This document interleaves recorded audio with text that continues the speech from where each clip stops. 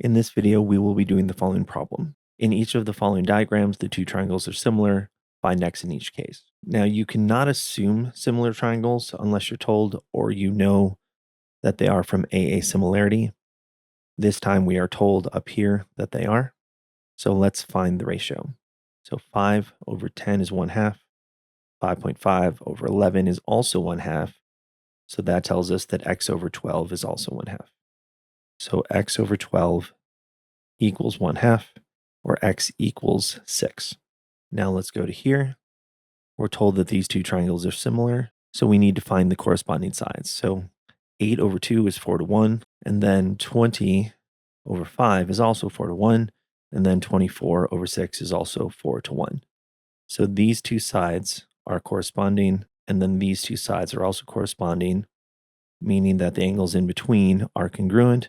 So x equals 95 degrees. From there, we will come down here. We are told that these two triangles are similar, but a good habit to be in is if you can check it, why not?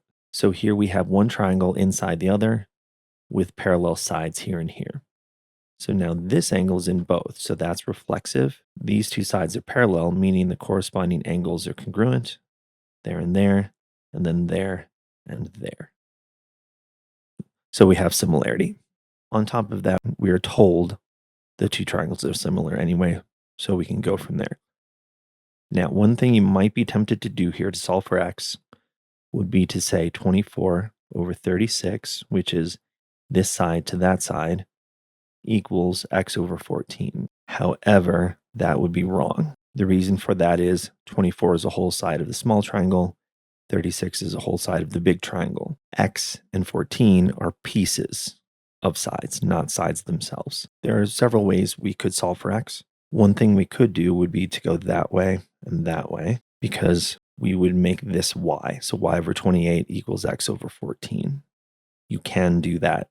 However, that would introduce a new variable, which we don't really want. In case you're wondering why we could compare these two full sides with these two pieces, remember that if we have three parallel lines, and then say we have lines that go like this and lines that go like that, then these two segments have the same ratio as those two segments. And for that matter, they have the same ratio as those two segments because they're both transversals of parallel lines. So we could do that. However, that would introduce a new variable, so we don't want to do that. Just showing you why this is valid. What we'll do instead is remember that this is 39 and this is x. So then this side here is 39 minus x. And now we can say that 24 over 36 equals 39 minus x, which is this whole side, over 39, which is this whole side, so 39. And therefore 39 minus x equals 39 times 24 over 36. Now let's do some reducing. 24 over 12 is 2, 36 over 12 is 3, and then 39 over 3 is 13, and then 39 minus x is 26, and then x is 13, and we'll put these here and here in red just to set them off. That is 13, and that is 26. Now, just as a check, as we were talking about before, let's do 26 over 28 and 13 over 14. 26 over 28, if we were to divide by 2, is 13 over 14. Since these are transversals of parallel lines, you could put 26 over 28 equals 13 over 14. You cannot do 24 over 36. These two sides equals 13 over 14. And as a check there, say we were to try to do that, 24 over 36, each divided by 12 is 2 over 3. And 2 over 3 does not equal 13 over 14. Now this one we will do in yellow, just to keep everything separated. You'll notice here, these two sides are parallel, which means we have alternate interior angles congruent, there and there, there and there. And then these two angles are vertical angles.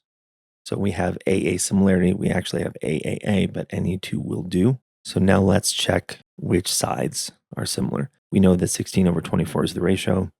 16 over 24, dividing each of these by 8, we get 2 over 3. Now let's look at 20 and 30.